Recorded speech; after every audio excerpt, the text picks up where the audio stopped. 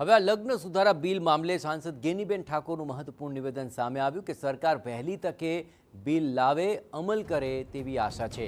પ્રેમ લગ્નના કાયદામાં સુધારાની જરૂર હોવાનું પણ તેમણે ભારપૂર્વક જણાવ્યું। ખોટા પ્રેમ લગ્નનો ક્યારેય કરુણ અંજામ પણ આવતો હોય છે। આ સુધારાથી લવ જેહાદની ઘટનાઓ હવે ઓછી થશે। પ્રેમ પ્રકરણમાં ફસાવી લગ્ન થતા પણ ઓછા થશે।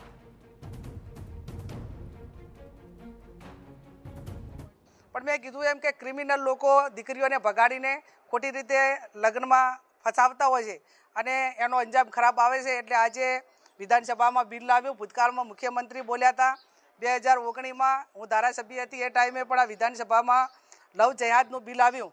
એ ટાઈમે આ વાત મૂકવામાં આવી હતી કે લવ મેરેજના કાયદામાં સુધારો આવે। તો સરકાર પાસે અપેક્ષા રાખીએ કે એની અંદર સાંભળવામાં તો અનેક લોકોને સાંભળ્યા છે, અનેક સંગઠનોએ રજૂઆત કરી છે। ખુદ ગુજરાતના મુખ્યમંત્રી જાહેર સ્ટેજ ઉપરથી બોલ્યા છે। એટલે આ બાબતમાં વહેલામાં વહેલું બિલ લાવીને એનો અમલ થાય એ વર્તમાન સમયની માગ છે, એ પ્રમાણે સરકાર કરશે એવી આપણે સૌ અપેક્ષા રાખીએ।